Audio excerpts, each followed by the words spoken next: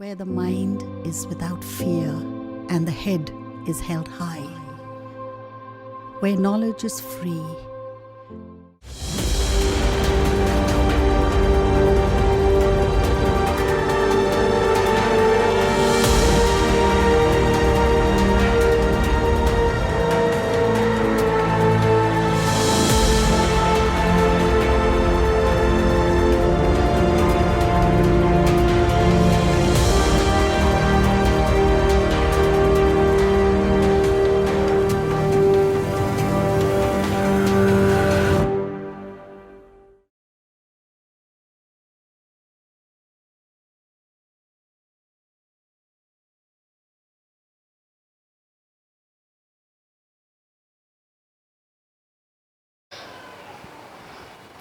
নমস্কার।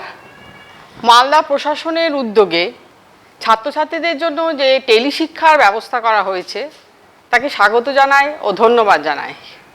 আমি দেবী সরকার, শিবানী একাডেমি স্কুলে আমি শিক্ষকতা করি। আমার বিষয় রাষ্ট্রবিজ্ঞান। আজকে আমি তোমাদের জনসমাজ, জাতীয় জনসমাজ ও জাতি এর উপরে আলোচনা করব।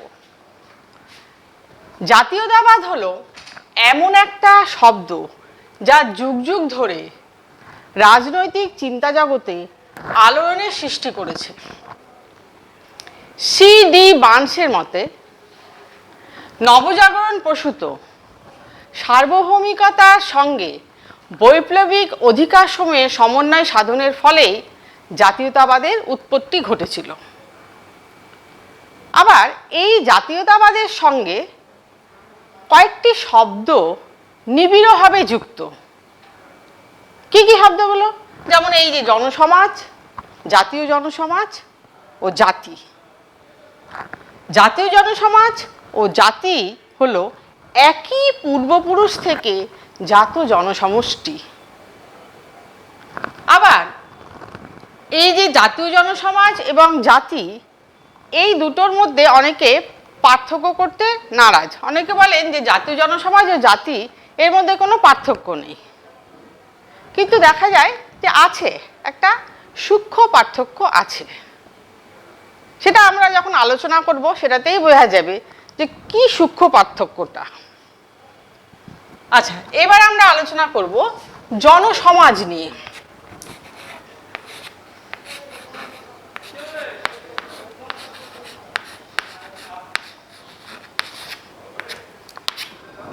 জনসমাজ বলতে কি বোঝায়? জনসমাজের সংজ্ঞা প্রসঙ্গে বার্জেস বলেছেন যে জনসমাজ হলো একটি নির্দিষ্ট ভূখণ্ডে বসবাসকারী এমন একটি জনসমষ্টি যাদের ভাষা, সাহিত্য, ইতিহাস, আচার আচরণে এমনকি অভাব অভিযোগে ও অধিকার বোধে ঐক্যের সন্ধান পাওয়া যায়। তাহলে কি বললাম না, একই ভূখণ্ড, একই ভূখণ্ড, ধরো ভূখণ্ডটা হতে হবে একই ভূখণ্ডের মধ্যে এই জনসাধারণ বাস করছে, তাদের ভাষা এক, তাদের সাহিত্য এক, তাদের ইতিহাস এক, তাদের কালচার বা কৃষ্টি এক, এবং যাদের অভাব এক, অভিযোগ এক, তাদের অধিকার এক। এই দিয়ে তাদের মধ্যে একটা ঐক্য গড়ে উঠছে এবং তার ফলে কি হচ্ছে না, জনসমাজ হচ্ছে। কিন্তু ম্যাকেঞ্জি আবার বলছে, এটা কে বলছে না, বার্জেস বলছে, এটা বলছে বার্জেস। আবার ম্যাকেঞ্জি কি বলছে যে এই যে একই ভূখণ্ড, এটাকে কিন্তু উনি মেনে নিতে সম্মত নন। বলছে যে একই ভূখণ্ড না হলেও এই যে জনসমাজ, ওদের মধ্যে যদি একটা ঐক্যবোধ এবং একটা ভাবগত ঐক্য থাকে, তার ফলেও কিন্তু জনসমাজ সৃষ্টি হতে পারে। আবার লিকক, বায়রন প্রমুখ রাষ্ট্রবিজ্ঞানীরা কি বলছে যে উদ্ভবগত ঐক্য, অর্থাৎ কোত্থেকে এসেছে, সৃষ্টিটা কোথা থেকে, উদ্ভবটা কোথা থেকে, সৃষ্টিটা কোথা থেকে, এসেছে কোথা থেকে, সেটা থেকেও কিন্তু জনসমাজ সৃষ্টি হয়। আবার অনেকে কি বলছে না, ধর্ম, যে ধর্মের একটা ঐক্য, সেটা থেকেও কিন্তু জনসমাজ সৃষ্টি হতে পারে। ইতিহাস বিশ্লেষণ করলে দেখা যায় যে এই যে ধর্মের ঐক্যানুভূতি একটা জনসমাজকে যেমন সম্পূর্ণতা দান করছে, সেই রকম জনসমাজ, জাতীয় জনসমাজ এবং জাতিতে রূপান্তরিত হয়ে সে তা একটা পরে রাষ্ট্র গঠন করছে। তাহলে দেখো ব্যাপারটা কি বলছে না, ধর্মের ঐক্যানুভূতি একটা জনসমাজকে যেমন সম্পূর্ণতা দান করছে, এই জনসমাজ আবার কি হচ্ছে না জাতীয় জনসমাজ, জাতি তারপরে কি করছে না তারা একটা রাষ্ট্র গঠন করছে। তাহলে আমরা এই থেকে বিচার করে জনসমাজের যে একটা সংজ্ঞা বা জনসমাজ কাকে বলে সেটা একটু দেখে নিই। কি না, একটা নির্দিষ্ট ভূখণ্ডে বসবাসকারী এমন একটা জনসমষ্টি যাদের মধ্যে ভাষাগত, ঐতিহ্যগত, ইতিহাসগত, ধর্মগত, উদ্ভবগত মিল দেখা যাচ্ছে এবং এছাড়াও তাদের অভাবে, অভিযোগে, অধিকারবোধেও একটা ঐক্যের সন্ধান পাওয়া যায়। তাহলে এই হচ্ছে একটা জনসমাজের কাকে বলে বা জনসমাজটা কি বা জনসমাজ সম্বন্ধে জানা গেল। এরপরে আমরা দেখব না জাতীয় জনসমাজ। মানে ভালো করে লক্ষ্য করো যে প্রত্যেকটার সাথে একটা করে সূক্ষ্ম পার্থক্য আছে।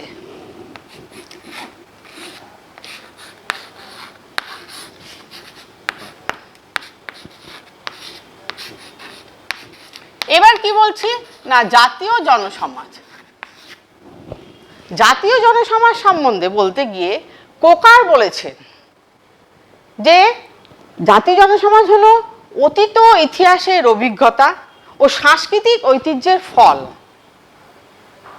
বার্জেস আবার বলছে যে এমন একটা জনসমষ্টি যাদের ভাষা, ধর্ম, সাহিত্য, ইতিহাস প্রভৃতি ঐক্যের বন্ধনে আবদ্ধ এমন একটা জনসমষ্টি যা নিজেকে কি করছে না অনুরূপ অন্য একটা জনসমষ্টি থেকে পৃথক বলে মনে করছে। তাহলে বার্জেস কি বলছে যে এমন একটা জনসমষ্টি যাদের মধ্যে ইতিহাস এক, ভাষা, সাহিত্য, আচার আচরণের মধ্যে একটা ঐক্য আছে এবং তারা কি করছে অনুরূপভাবে আরেকটি বন্ধনে আবদ্ধ জনসমষ্টি থেকে নিজেদেরকে পৃথক বলে মনে করছে। এবং জাতীয় জনসমাজের মধ্যে একটা যে জিনিসটা দেখা যাচ্ছে সেটা হচ্ছে রাজনৈতিক চেতনা, যেটা আমরা জনসমাজের মধ্যে কিন্তু পাইনি। জাতীয় জনসমাজের মধ্যে কি বললাম, রাজনৈতিক চেতনা। রাজনৈতিক চেতনা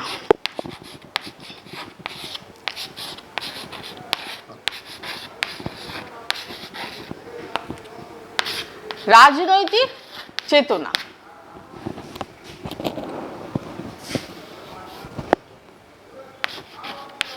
চেতনা এটা জাতীয় জনসমাজের মধ্যে দেখা যাচ্ছে। যখন কোনো জনসমাজের মধ্যে রাজনৈতিক চেতনা গভীরভাবে পরিলক্ষিত হয় তখনই সেটা জাতীয় জনসমাজ হয়ে যাচ্ছে।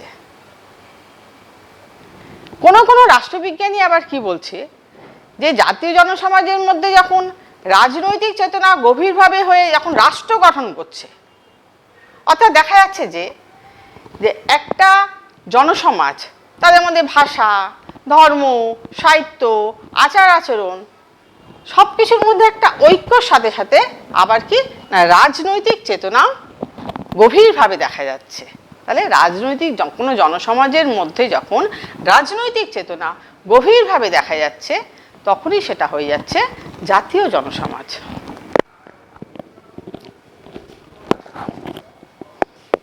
আচ্ছা, তাহলে কি হলো, রাজনৈতিক চেতনা এলো জাতীয় জনসমাজের মধ্যে। এবার আমরা যেটা বলছি জাতি।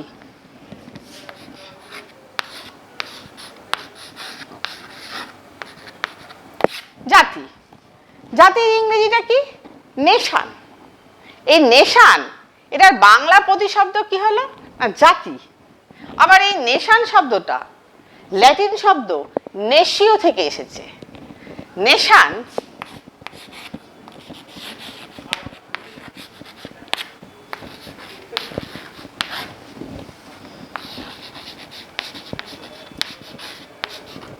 এই শব্দটি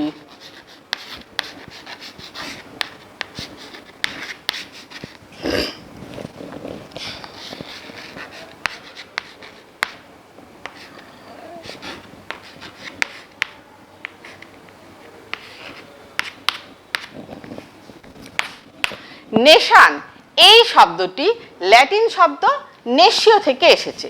এটা কিন্তু খুব ইম্পর্টেন্ট, কারণ এটা ভীষণ মাল্টিপল চয়েসের ক্ষেত্রে আসে।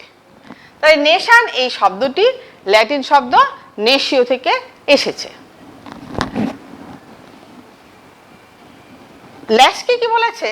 ল্যাস্কি বলছে এই যে জাতি, এটা সংজ্ঞা নির্ধারণ করা কিন্তু সহজ ব্যাপার নয়, কেননা এটা তো কোনো বিচার্য বাহ্যিক উপাদানের ভিত্তিতে সৃষ্টি হচ্ছে না।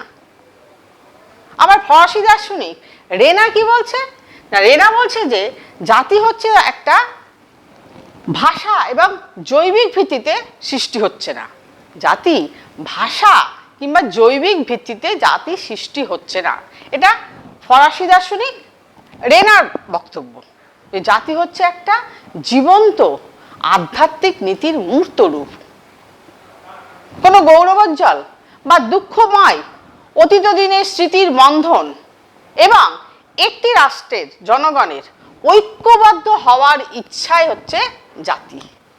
একটি রাষ্ট্রের জনগণের ঐক্যবদ্ধ হওয়ার ইচ্ছাই হচ্ছে জাতি, মানে নিজেদেরকে ঐক্যবদ্ধ হতে হবে, তবে সেটা জাতি হবে। রাষ্ট্র থাকতে হবে, রাষ্ট্রের মধ্যে আবার ঐক্যবদ্ধও হতে হবে, তবেই কিন্তু হবে জাতি। আচ্ছা, যেমন রবীন্দ্রনাথ তার নেশান কি প্রবন্ধে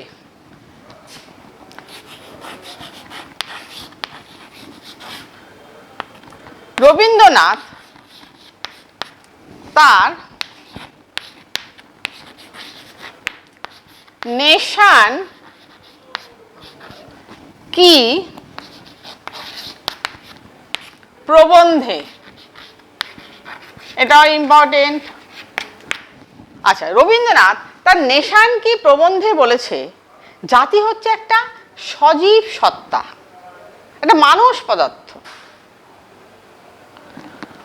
আচ্ছা, এবার আমরা কি দেখতে পাচ্ছি না, জাতির মধ্যে একটা অতীত ব্যাপার আছে, সেই রকম তার সাথে আবার বর্তমানও লুকিয়ে আছে। কোনো কোনো রাষ্ট্রবিজ্ঞানী, আধুনিক যারা রাষ্ট্রবিজ্ঞানী, তারা বিচার বিশ্লেষণ করে বলছে যে জাতির মধ্যে একটা কিন্তু রাজনৈতিক ব্যাপার পরিলক্ষিত হয়। অর্থাৎ রাজনৈতিক কোনো জনসমাজের মধ্যে যখন রাজনৈতিক চেতনা সম্পন্ন কাজ করছে, তখনই সেটা হয়ে যাচ্ছে জাতি। আলফ্রেড জিমান বলছে যে জনসমাজের মানুষ নিজেদেরকে একটি জাতিসত্তার অঙ্গীভূত করে, সেটাই হচ্ছে জাতি। আলফ্রেড জিমান বলছে যে যে জনসমাজের মানুষ নিজেদেরকে একটি জাতিসত্তার অঙ্গীভূত বলে মনে করে, তখনই হয়ে যাচ্ছে জাতি। লর্ড ব্রাইস বলছে রাজনৈতিকভাবে সংগঠিত, বহিঃশাসন থেকে মুক্ত অথবা মুক্তকামী একটি জনসমাজই হচ্ছে জাতি। আবার হায়েস কি বলেছে দেখো, হায়েস কি বলেছে,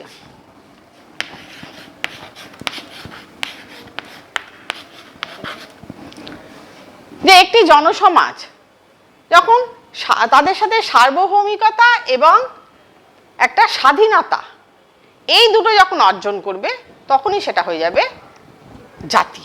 হায়েস বলছে যে কোনো জাতীয় জনসমাজ সার্বভৌমিকতা ও স্বাধীনতা, এই দুটো যখন অর্জন করবে, তখনই হয়ে যাবে সেটা জাতি। তাহলে আমি কি কি পেলাম? জনসমাজ, জাতীয় জনসমাজ ও জাতি, এই তিনটে আমি পেয়ে গেলাম। তাহলে জনসমাজের মধ্যে কোনো রাজনৈতিক চেতনা ব্যাপার আসছে না, জাতীয় জনসমাজের মধ্যে রাজনৈতিক চেতনা এসে পড়ছে। আবার জাতির মধ্যে তো আসছেই, রাজনৈতিক চেতনা কাজ না করলে তখন সেটা জাতি হবেই না, রাজনৈতিকভাবে তাদেরকে ঐক্যবদ্ধ হতেই হবে। এবার দেখো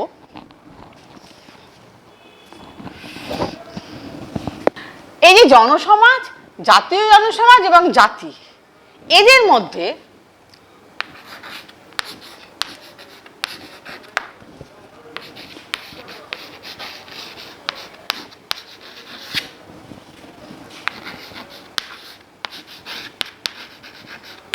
পার্থক্যগুলি হলো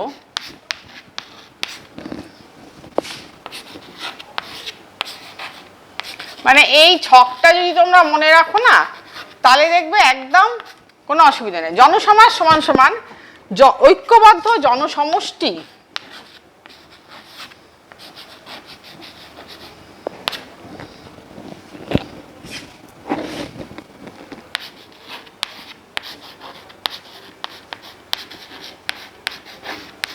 ঐক্যবদ্ধ জনসমষ্টি মাইনাস রাজনৈতিক চেতনা, অর্থাৎ এখানে কোনো রাজনৈতিক চেতনার ব্যাপার নেই, ওই জন্য সেটাকে করা হয়েছে মাইনাস।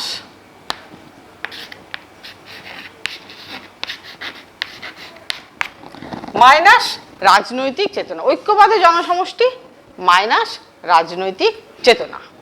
আচ্ছা, এবার হচ্ছে কি জাতীয় জনসমাজ।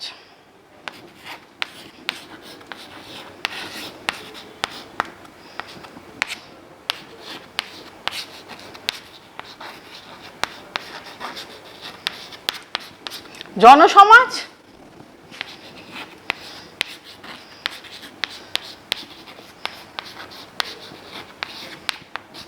প্লাস রাজনৈতিক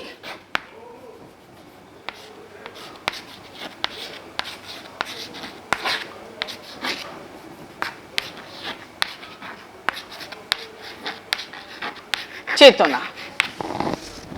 তাহলে জাতীয় জনসমাজের সাথে কি হলো, জনসমাজটা যুক্ত হলো প্লাস রাজনৈতিক চেতনা। এবার কি না জাতি, জাতীয় জনসমাজ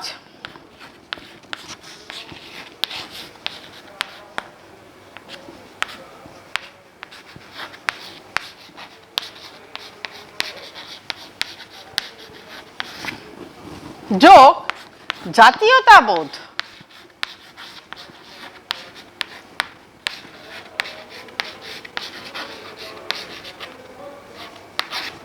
বা রাষ্ট্র,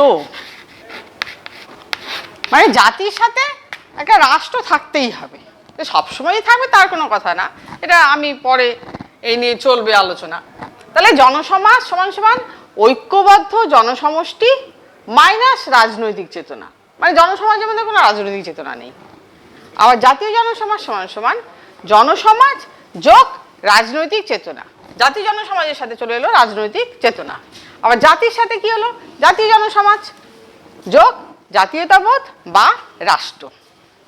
এবার আমরা আলোচনা করব জাতীয় জনসমাজের উপাদান, যে সমস্ত উপাদানগুলোর জন্য জনসমাজকে জাতীয় জনসমাজে রূপান্তরিত করে সেই উপাদানগুলো যেমন আছে দেখো, দুটো ভাগে আবার ভাগ করছে, বাহ্যিক উপাদান, ভাবগত উপাদান। এখানে আমি প্রথমে বাহ্যিক উপাদানগুলো কি কি লিখে নিয়েছি। কি কি বাহ্যিক উপাদান? ভৌগোলিক ঐক্য, বংশগত ঐক্য, ভাষাগত ঐক্য, ধর্মগত ঐক্য, রাষ্ট্রীয় সংগঠন ও অর্থনৈতিক বন্ধন। এবার আমি প্রত্যেকটা যে উপাদানগুলো, বাহ্যিক উপাদানগুলো, সেগুলো নিয়ে নিয়ে আলোচনা করব। প্রথমে কি বলছে না ভৌগোলিক ঐক্য। ভৌগোলিক ঐক্যের মধ্যে কি বলছে দেখো, সুদীর্ঘ কাল ধরে একটা ভূখণ্ডের মধ্যে মানুষরা সব বাস করছে, পাশাপাশি পাশাপাশি আছে, তাদের মধ্যে বিভিন্ন যোগাযোগ হচ্ছে, ভাবে আদান প্রদান হচ্ছে। হ্যাঁ, এই যে তোমরা পাড়াগুলোতে দেখো না, এখন তো আস্তে আস্তে পাড়া ব্যাপার অনেক উঠেই যাচ্ছে। আমরা যখন ছোট ছিলাম অনেক সময়, হ্যাঁ, যে পাড়াতে ওই যে প্রতিবেশী পাশাপাশি পাশাপাশি বাড়ি থাকতে থাকতে তাদের মধ্যে একটা অদ্ভুত বন্ধন, একটা অদ্ভুত একটা যোগাযোগ, মিলমিশ, যেন সুখে দুঃখে ওর সাথে একটা সবকিছু যেন সমান অংশীদার হয়ে যাচ্ছে। তাহলে কি হচ্ছে না, জনসমাজের এই যে ভৌগোলিক ঐক্য, যে সুদীর্ঘকাল ধরে একটা ভূখণ্ডে বসবাস করার ফলে তাদের মধ্যে একটা পারস্পরিক যোগাযোগ, মিলমিশ, ঐক্য গড়ে উঠছে, এবং তারা কি করছে, ওই ভূখণ্ডটাকে কি করছে, নিজের মাতৃভূমি, পবিত্র জন্মভূমি বলে ভাবছে, এবং সেটা থেকে কি হচ্ছে, একটা দেশপ্রেম জাগরিত হচ্ছে। এবং ওই যে পবিত্র জন্মভূমি বা মাতৃভূমিটার জন্য তারা সব কিছু ত্যাগ করতে পারে, এই ব্যাপারে কোনো দ্বিধা থাকে না ওদের। এমনকি তাদের যে মানে প্রাণটা, অমূল্য সম্পদ, সেটাও যেন দিয়ে দিবে। কিন্তু ভৌগোলিক ঐক্যকে অপরিহার্য উপাদান বলা যায় না,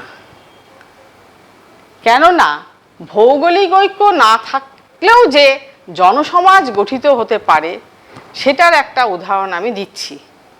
যেমন 1948 সালে ইসরায়েল রাষ্ট্র হলো, তার আগে তো ইহুদিরা এদিক ওদিক ঘুরে বেরিয়েছে, পৃথিবীর কোথায় কোথায় ঘুরে বেরিয়েছে। কোথায় তখন ইসরায়েল? ইসরায়েল তো এলো অনেক পরে। কিন্তু তারা যে ঘুরে বেরিয়েছে, বিভিন্ন জায়গায় যে বাস করেছে, কিন্তু তাদের মধ্যে কি কোনো ঐক্যবোধের অভাব ছিল? তাদের মধ্যে আকাঙ্ক্ষা ছিল। কিসের আকাঙ্ক্ষা? তাদের একটা রাষ্ট্র চায়, তারা একটা জাতীয় জনসমাজ থেকে তারা রাষ্ট্র চায়। এছাড়াও আর একটা আমি কি বলতে পারি, এই যে ভারতবর্ষে একসাথে আমরা অনেক ভাষাভাষী মানুষ, ধর্মের মানুষ আছি, হিন্দু আছি, মুসলিম আছি, শিখ আছি, জৈন আছি, পার্সি আছি, সবার সাথে কি একটা ঐক্যবোধ তৈরি হয়েছে? কোথায় তৈরি হয়েছে? তাহলে স্বাধীনতার 74 বছর পরেও এই যে প্রাদেশিকতা, সাম্প্রদায়িকতা, বিচ্ছিন্নতা, এইগুলোর একটা সৃষ্টি হতো না। এগুলো কি করছে না, জাতীয় সংহতিকে নষ্ট করে দিচ্ছে, জাতীয় ঐক্যকে নষ্ট করে দিচ্ছে। তাহলে এই হলো ভৌগোলিক ঐক্য। বোঝাতে পারলাম তোমাদের, আশা করি। আচ্ছা, এবার হচ্ছে কি না, বংশগত ঐক্য। বংশগত ঐক্যকে জাতীয় জনসমাজ গঠনের একটা অপরিহার্য উপাদান বলছে। কি না, একই বংশ থাকে, যে একটা জনসমাজের মানুষ যখন নিজেদেরকে একই বংশ থেকে উদ্ভূত বলে মনে করে, তখন তাদের মধ্যে একটা ঐক্যবোধ তৈরি হয়, যে এটা রক্তের বন্ধন তাদের মধ্যে একটা স্বজন প্রীতি এনে দেয়, যে আমরা একই রক্ত। এই জার্মানরা আর্য রক্ত সম্ভূত বলে এই যে হিটলার এটা প্রচার করে বেরিয়ে জার্মান জাতির মধ্যে যে একটা ঐক্যবোধ তৈরি করেছে, এই জার্মানরা কি না আর্য রক্ত সম্ভূত। তাহলে কি হলো না, বংশগত ঐক্য হচ্ছে একটা উপাদান। কিন্তু সব ক্ষেত্রে যে এটা অপরিহার্য না হলে যে জাতীয় জনসমাজ গঠিত হবে না, তা কিন্তু না। মানে এটাকে যে একেবারে অপরিহার্য, এসেনশিয়াল হতে হবে তা না, এটা উপাদান, কিন্তু অপরিহার্য না। কেন অপরিহার্য না?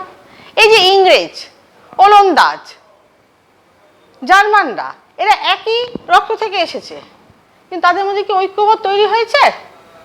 কোথায়? সবসময় তাদের মধ্যে দাঙ্গা লেগে আছে, একটা বিবাদ, তাদের অর্থনৈতিক রাজনৈতিক ক্ষেত্রে সবসময় তাদের একটা চলছে, লড়াই চলছে, তীব্র প্রতিদ্বন্দ্বিতা চলছে। তাহলে এটা অপরিহার্য উপাদান নয়? উপাদান তো অপরিহার্য নয়। আচ্ছা, এবার আমরা আলোচনা করব ভাষাগত ঐক্য। ভাষা মানে কি? এই যে ধরো কথা বলছি, বোঝাচ্ছে এটা ভাষা। ভাষা না হলে তো তুমি কারোর সাথে মেলামেশাই করতে পারবে না। তোমার যদি ভাষাটা না থাকে, তুমি মেলামেশা কেমন করে করবে? ভাবের আদান প্রদান কেমন করে করবে? ভাষার মাধ্যমেই তো তোমার জাতীয় সংহতি, জাতীয় ঐতিহ্য, তোমার যে প্রতিভা, সেটা প্রকাশিত হচ্ছে, এবং তার মধ্যে দিয়েই তুমি এগিয়ে যাচ্ছ, সভ্যতা এগোচ্ছে। ভাষার মধ্যে দিয়েই কি হচ্ছে না, সভ্যতা এগোচ্ছে, বিশ্বটা এগোচ্ছে। হ্যাঁ, ভাষা হচ্ছে কি না, জাতীয় সংহতি ও সংস্কৃতির একটা ধারক ও বাহক। এবং ভাষার মধ্যে দিয়ে এই যে বিশ্বের যে একটা সংস্কৃতি সেটা এগিয়ে যাচ্ছে ভাষার মধ্যে দিয়ে। কিন্তু এই যে ভাষাগত ঐক্যকেও আমরা অপরিহার্য বলতে পারছি না, কারণ একই ভাষা হলেও অনেক সময় তাদের মধ্যে অনৈক্য থাকছে। আচ্ছা, এবার কি বলছি না, ধর্মগত ঐক্য। ধর্ম, এই যে আজকে আমরা কোন ধর্ম, হিন্দু ধর্ম, মুসলিম ধর্ম, খ্রিস্টান ধর্ম, বিভিন্ন ধর্ম আছে। এই যে আজকে ভারতবর্ষে বিভিন্ন ধর্মের মানুষ বাস করছে, তাই ধর্মটা কি হচ্ছে না, একটা জাতীয় জনসমাজ গঠনের অপরিহার্য উপাদান। এই ধর্মের মধ্যে ঐক্য থাকলে তবেই কিন্তু জাতীয় জনসমাজ গঠিত হবে। কিন্তু সব ক্ষেত্রে এটা মেনে নেওয়া যায় না। যেমন মানে অপরিহার্যই যে হবে তার কোনো কথা নাই। যেমন ধরো ভারতে এই যে গোর্খারা, শিখরা, ওরা তো হিন্দু ধর্মের, কিন্তু ওরা এক হতে পারছে? কোথায় পারছে? তাদের মধ্যে সবসময় একটা আন্দোলন, বিবাদ, কি না, তারা রাষ্ট্র চায়, আলাদা রাষ্ট্র চায়। একই ধর্মের হয়েও, হিন্দু ধর্মের হয়েও আলাদা রাষ্ট্র চাচ্ছে এবং সবসময় লড়াই করছে, জাতীয় সংহতি, জাতীয় ঐতিহ্যকে নষ্ট করছে, বিঘ্ন ঘটাচ্ছে। আবার দেখো ভারতবর্ষের মধ্যে হিন্দুদের সাথে মুসলমানরাও আছে, তারা তো হিন্দুদের মতনই ভারতবর্ষকে ভালোবাসছে, এমন তো না যে ভারতবর্ষকে ভালোবাসছে না, তারাও বাসছে। আচ্ছা, এবার বলবো না রাষ্ট্রীয় সংগঠন। রাষ্ট্রীয় সংগঠন অর্থাৎ জনসমষ্টি একটা রাষ্ট্রের মধ্যে থেকে বা একটা সরকারের মধ্যে সুদীর্ঘকাল ধরে থাকতে থাকতে কি হয়, তাদের মধ্যে একটা একাত্মবোধ গড়ে ওঠে। এই যে আমাদের ভারতবর্ষে আমাদের এখন কোন সরকার, আমাদের প্রধানমন্ত্রীকে নরেন্দ্র মোদী, সেই সরকারের অধীনে আমরা আছি, সেই রাষ্ট্রীয় সংগঠন বা সেই সরকারের অধীনে আমরা থাকছি। এই যে ধারণাটা যদি দীর্ঘদিন ধরে চলতে থাকে, তাহলে তারা আমাদের মধ্যে, মানুষদের মধ্যে একটা ঐক্যবোধ গড়ে উঠবে, একটা একাত্মতা গড়ে উঠবে। যেমন এই যে ওলন্দাজ, ব্রিটিশ, এরা কি করছে না, এটা ব্রিটিশ সরকারের অধীনে থাকতে থাকতে ইংল্যান্ড, স্কটল্যান্ড এবং ওয়েলসের অধিবাসীরা, ওরা দীর্ঘদিন ব্রিটিশ শাসনাধীনে থাকতে থাকতে ব্রিটিশ জাতীয়তাবাদে উদ্বুদ্ধ হয়েছে। কিন্তু যতই বংশ, ভাষা, ধর্ম এগুলোকে আমরা জাতীয় জনসমাজের উপাদান বলি না কেন, আসল হচ্ছে কি না রাষ্ট্রীয় সংগঠন বা রাষ্ট্র। অর্থাৎ জনসমাজকে একটা রাষ্ট্র তৈরি করতেই হবে এবং এই ইচ্ছাটাই জাতীয় জনসমাজকে জাতিতে পরিণত করবে।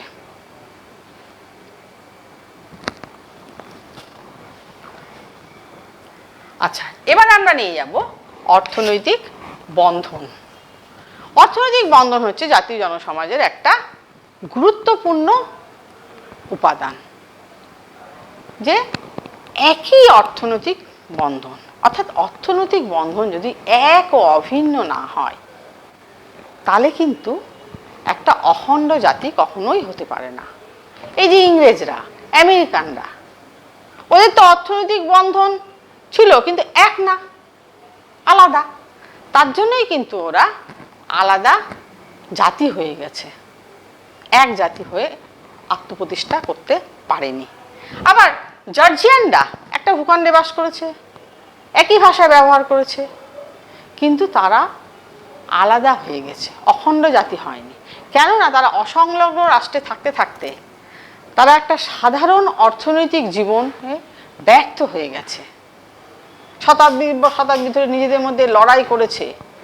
পরে ঊনবিংশ শতাব্দীতে তারা একটা পুঁজিবাদী অর্থনৈতিক বন্ধনে আবদ্ধ হয়ে জর্জিয়ারা একটা জাতি হয়েছে। তাহলে এই হলো বাহ্যিক উপাদান, ভৌগোলিক ঐক্য, বংশগত ঐক্য, ভাষাগত ঐক্য, ধর্মগত ঐক্য, রাষ্ট্রীয় সংগঠন, অর্থনৈতিক বন্ধন। আচ্ছা, এবার আমি যেটা আলোচনা করব সেটা হচ্ছে ভাবগত ঐক্য। এই যে আমি বললাম জাতীয় জনসমাজের উপাদানগুলোকে দুটি ভাগে ভাগ করা হয়, বাহ্যিক উপাদান আর হচ্ছে ভাবগত উপাদান। এবার হচ্ছে ভাবগত ঐক্য।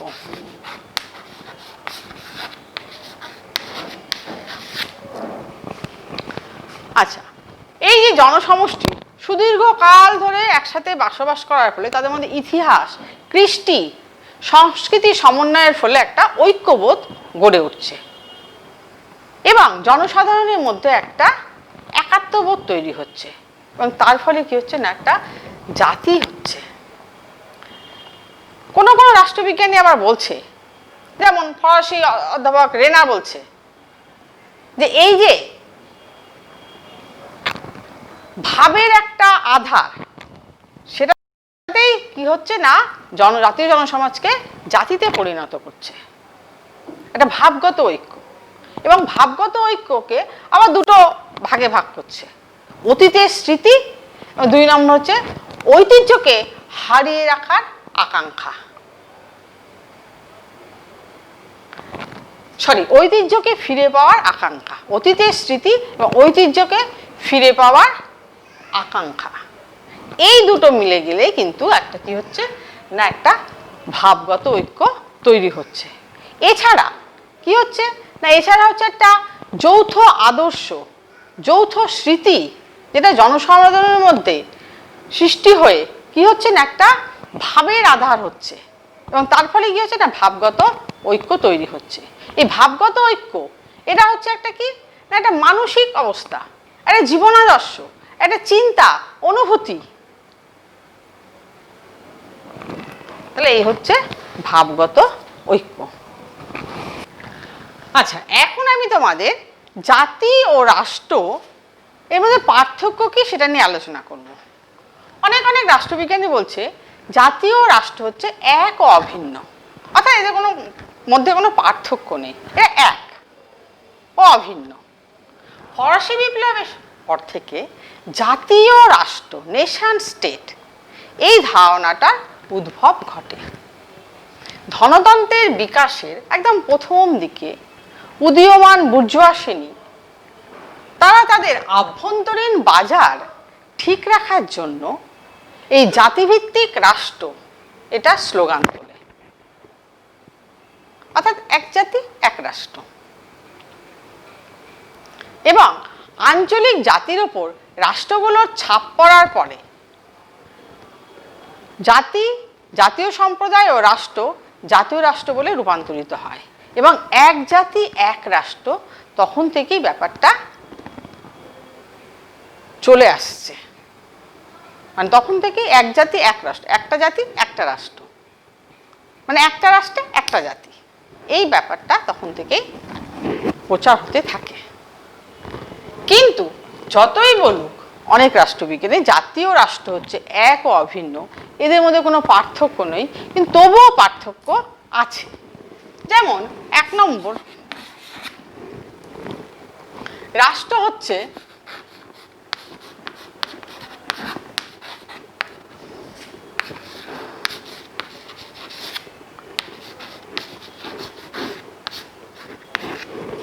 একটি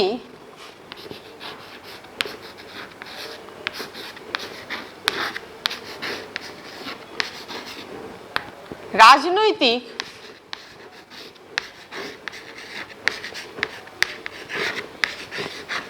প্রতিষ্ঠান। রাষ্ট্র হচ্ছে একটা রাজনৈতিক প্রতিষ্ঠান। অপরদিকে জাতি কি হচ্ছে, জাতি একটি সাংস্কৃতিক সত্তা।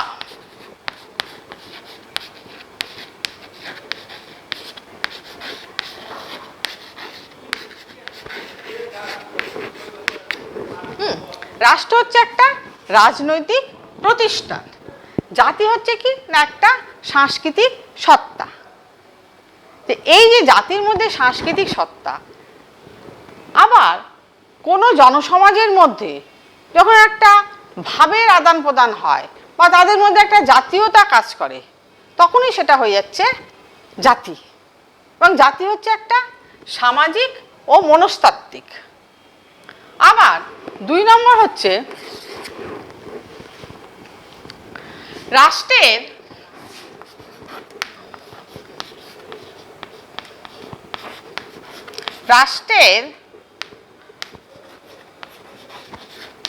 ক্ষমতা ও ইচ্ছা বাস্তবায়িত হয়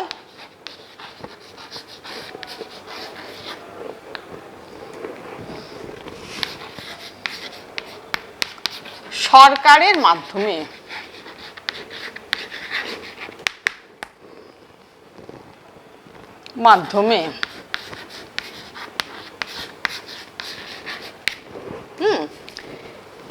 রাষ্ট্রের ক্ষমতা ও ইচ্ছা বাস্তবায়িত হয় সরকারের মাধ্যমে, কিন্তু জাতির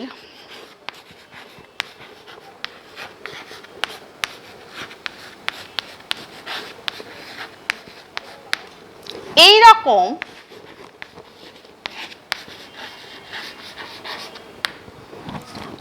কোনো মাধ্যম নেই।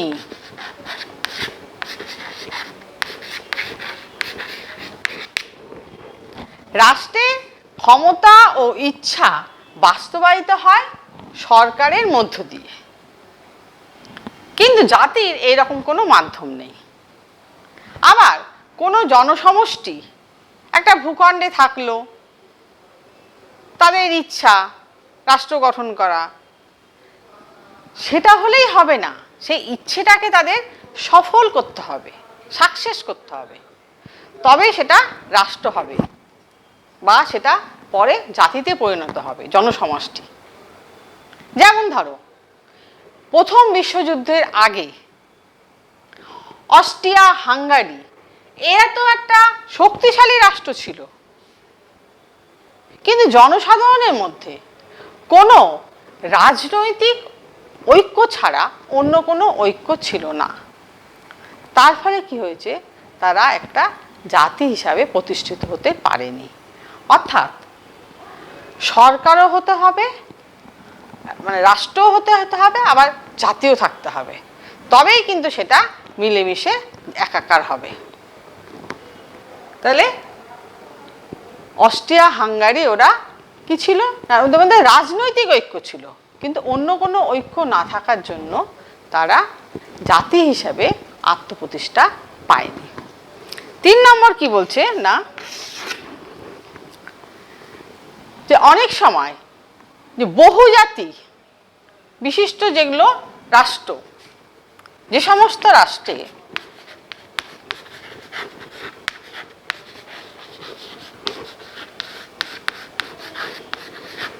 বহু জাতি আছে, তাদেরকে বলা হচ্ছে বহুজাতি বিশিষ্ট, বহু জাতি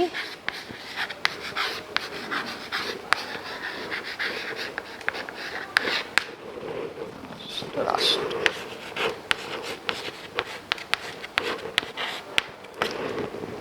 যে সমস্ত রাষ্ট্রে বহু জাতি আছে তাদেরকে কি বলা হচ্ছে, বহু জাতি বিশিষ্ট রাষ্ট্র। তোমরা এটা সবাই পারবে। কোন রাষ্ট্র? ভারতবর্ষ। ভারতবর্ষের মধ্যে আমাদের প্রচুর জাতি আছে, প্রচুর জাতি মিলেমিশে বাস করছে, তাহলে ভারতবর্ষ হচ্ছে বহুজাতি বিশিষ্ট। কিন্তু এই যে জাতিগুলো আছে সবাই কি আর রাষ্ট্র পাচ্ছে?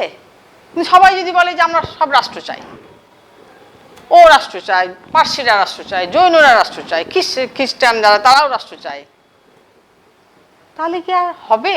তাহলে কি হবে? তাহলে তো ঐক্যবোধ তৈরি হবে না, জাতীয় সংহতি, জাতীয় যে ঐক্য সেটা বিপন্ন হবে। এবং তখনই তাদের মধ্যে কি হবে না, এই যে এক জাতি এক রাষ্ট্র ব্যাপারটা চলে আসবে, এবং যখনই আসবে তখনই রাষ্ট্রের অস্তিত্ব বিপন্ন হয়ে যাবে। তাহলে এই যে জাতি ও রাষ্ট্র ব্যাপারটা গেল। এবার আমি যেটা তোমাদের বলবো, এইখান থেকে আর একটা জিনিস চলে এলো, সেটা হচ্ছে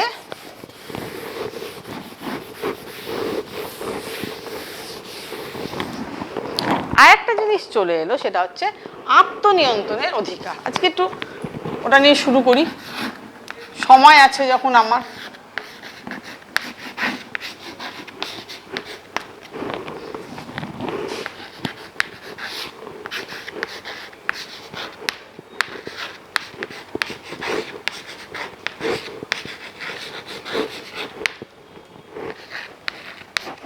আত্মনিয়ন্ত্রণের অধিকার। আমি কিন্তু জাতীয় রাষ্ট্র পড়াতে কিছু জিনিস আলোচনা করে নিয়েছি। এই যে আত্মনিয়ন্ত্রণের অধিকার, এটার মূল কথা কি বলতো? এক জাতি এক রাষ্ট্র। ওটা কিন্তু জাতি রাষ্ট্র পড়াতে গিয়ে আমি বলে দিয়েছি, কয়েকবার বলেছি যে প্রথম বিশ্বযুদ্ধের পর থেকে এই যে এক জাতি এক রাষ্ট্র, এই স্লোগানটা, এটা গভীরভাবে একটা আলোড়ন সৃষ্টি করেছিল। একটা জাতি একটা রাষ্ট্র, একটা রাষ্ট্রের মধ্যে একটা জাতি, এটা হচ্ছে এক জাতি এক রাষ্ট্র।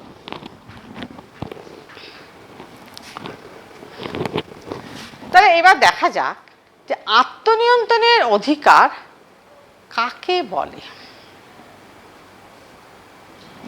যখন কোনো আত্মসচেতন জাতীয় জনসমাজ নিজের পৃথক সত্তা ও জাতীয় বৈশিষ্ট্যকে রক্ষা করার জন্য একটা রাষ্ট্রীয় কাঠামোর মধ্যে থেকে নিজের রাজনৈতিক ভাগ্যকে নিরূপণ করার দাবি জানায়, তখনই তাকে বলে আত্মনিয়ন্ত্রণের অধিকার।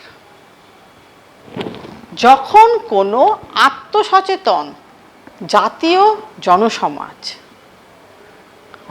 জনসমাজকে হতে হবে আত্মসচেতন, এবার নিজের পৃথক সত্তা, যে আমি কি, আমি কে, আমার কি আছে, এই যে পৃথক সত্তা এবং নিজস্ব বৈশিষ্ট্য, সেটা রক্ষা করার জন্য একটা রাষ্ট্রীয় কাঠামোর মধ্যে থেকে, একটা রাষ্ট্র হতে হবে, একটা রাষ্ট্রীয় কাঠামোর মধ্যে থেকে নিজের রাজনৈতিক ভাগ্যকে নিয়ন্ত্রণ করার দাবি জানায়, তখন তাকে বলা হয় আত্মনিয়ন্ত্রণের অধিকার। এটা আমি কাকে বলাটা লিখছি না, তোমরা সবাই তোমাদের হাতের কাছে বই আছে, টেক্সট বই আছে, পেয়ে যাবে। তো আমি এই কাকে বলেটা বলে তোমাদেরকে এটা বোঝাচ্ছি আর কি। তো এই যে যেসব জাতি তারা তাদের রাজনৈতিক অধিকার থেকে বঞ্চিত, তারা কি করবে? এই যে রাজনৈতিক অধিকার থেকে বঞ্চিত, তখন তাদের যে ঐতিহ্য, তাদের যে সংস্কৃতি, এগুলোকে তো রক্ষা করতে হবে। তো সেই রক্ষাটা করবে কার মাধ্যমে? তখনই তারা, যারা বঞ্চিত, রাজনৈতিক অধিকার থেকে যারা বঞ্চিত, তারা সবসময় চেষ্টা করবে একটা জাতীয় সরকার প্রতিষ্ঠা করতে। এবং যেই মাত্র জাতীয় সরকার প্রতিষ্ঠা হয়ে যাবে, তখন তারা কি করবে? ওই সরকারের মাধ্যমে, সরকারের সাহায্য নিয়ে, সরকারের সহযোগিতা নিয়ে তাদের যে সংস্কৃতি, তাদের যে ভাষা, তাদের যে ঐতিহ্য, তাদের যে কৃষ্টি, তাদের রাজনীতি, তাদের অর্থনীতি, সব কিছু নিয়ে তারা তখন এগোতে চেষ্টা করবে। দেখো আত্মনিয়ন্ত্রণের অধিকারটা আর একটু ভালো করে দেখো কি বলছে, যে যখন কোনো আত্মসচেতন, মানে জনগণকে হতে হবে, জনসমাজকে হতে হবে আত্ম মানে নিজে নিজে সচেতন হতে হবে। যখন কোনো আত্মসচেতন জাতীয় জনসমাজ নিজের পৃথক সত্তা, নিজের বৈশিষ্ট্য রক্ষা করার জন্য একটা রাষ্ট্রীয় কাঠামোর মধ্যে থেকে নিজের রাজনৈতিক ভাগ্যকে নিরূপণ করার দাবি জানায়, তখনই তাকে বলা হয় আত্মনিয়ন্ত্রণের অধিকার।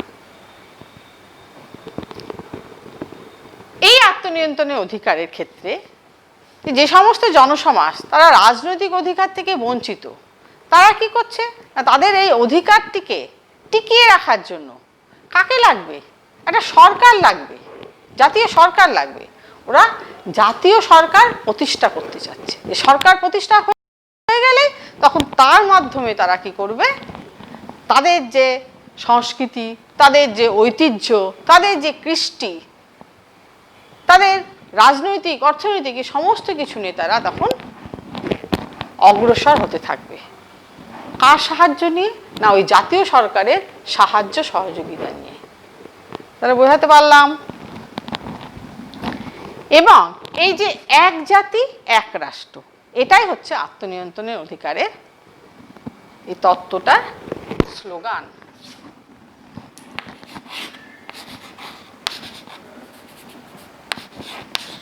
এক জাতি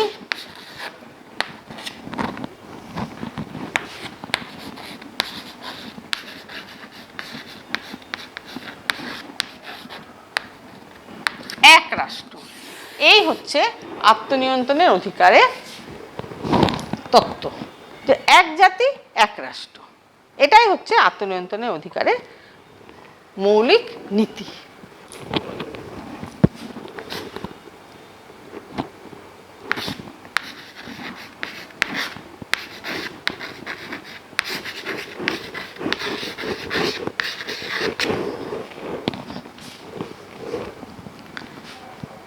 স্টালিন বলেছিলেন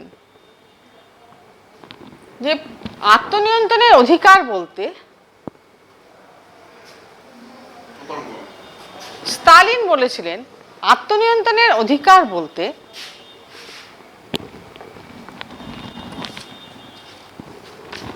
স্টালিন বলেছিলেন আত্মনিয়ন্ত্রণের অধিকার বলতে জনগণের মধ্যে, জনগণ কি করবে না, নিজের ভাগ্য নিজেই নিয়ন্ত্রণ করবে, নিজের হাতেই থাকবে। স্টালিন বলেছিলেন যে আত্মনিয়ন্ত্রণের অধিকার বলতে যে মানুষের নিজের ভাগ্য নিজের হাতেই থাকবে, তার জন্য কাউরির ওপর নির্ভর হতে হবে না।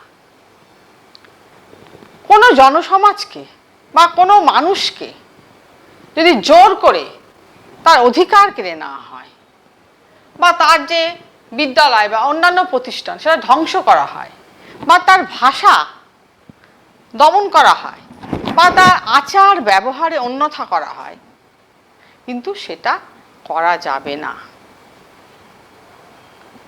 জোর করে তার ভাষা কেড়ে নেওয়া যাবে না, জোর করে তার অধিকার কেড়ে নেওয়া যাবে না, বা অধিকার সংকুচিত করা যাবে না, বা তাকে তার যে বিদ্যালয় বা অন্যান্য প্রতিষ্ঠান সেটা ধ্বংস করা যাবে না, বা তার আচার ব্যবহারে অন্যথা করা যাবে না। এটাই হচ্ছে আত্মনিয়ন্ত্রণের অধিকারের মূল নীতি। 1772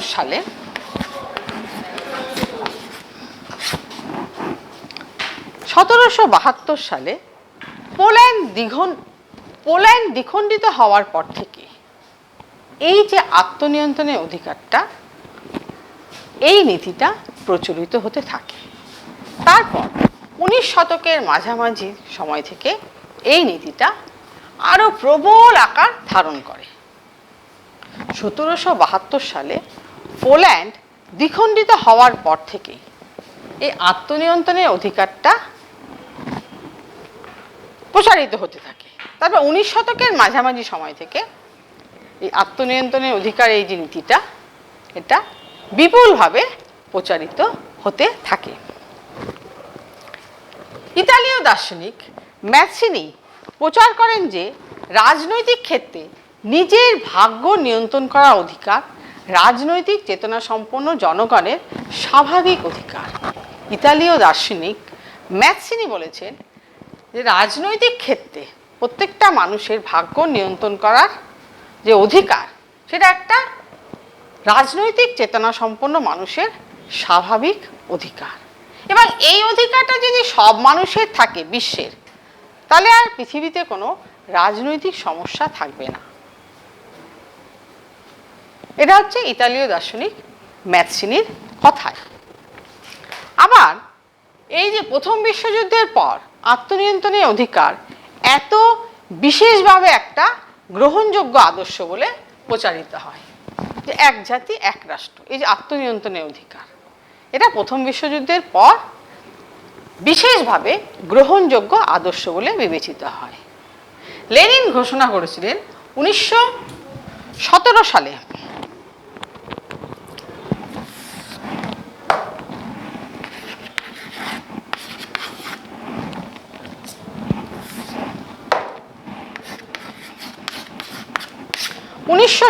সালে লেনিন একটা ঘোষণা করেছিলেন যে সোভিয়েত রাশিয়ায় সমাজতান্ত্রিক সমাজ গঠনের প্রথম পদক্ষেপ হিসেবে, মানে প্রথম যে সমাজতান্ত্রিক সমাজ হচ্ছে তার পদক্ষেপটা কি না, প্রথম পদক্ষেপে বলা হচ্ছে যে জার শাসিত রাশিয়ায় যে অত্যাচারিত জাতিসমূহ তাদেরকে সার্বভৌমিকতা দিতে হবে ও স্বাধীনতা প্রদান করতে হবে।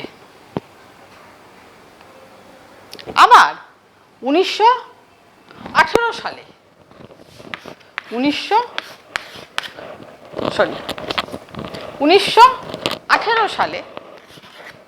মার্কিন রাষ্ট্রপতি উইলসন উনি কি করলেন, উনি কংগ্রেসে এই যে আত্মনিয়ন্ত্রণের অধিকার, এক জাতি এক রাষ্ট্র, এটার ওপর কিন্তু একটা জোরালো বক্তব্য পেশ করেন।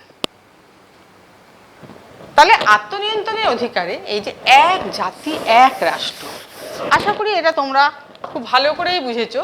আজকে তোমাদের আমি এই কাকে বলে এটাই একটা ইন্ট্রোডাকশন দিলাম এবং কিভাবে তার ইতিহাসটা, কখন এটা এই নীতিটা ব্যাপকভাবে প্রচার হলো এবং প্রথম বিশ্বযুদ্ধের পর থেকে আরও বেশি গ্রহণযোগ্য আদর্শ বলে মনে হলো, এটা নিয়ে আলোচনা করলাম। এর পরের দিন আমি আত্মনিয়ন্ত্রণের অধিকারের সপক্ষে যুক্তি বিপক্ষে যুক্তি এই নিয়ে আলোচনা করব এবং এছাড়া এই চ্যাপ্টার তো চলবেই, এটা একটা বিশাল চ্যাপ্টার চলবেই।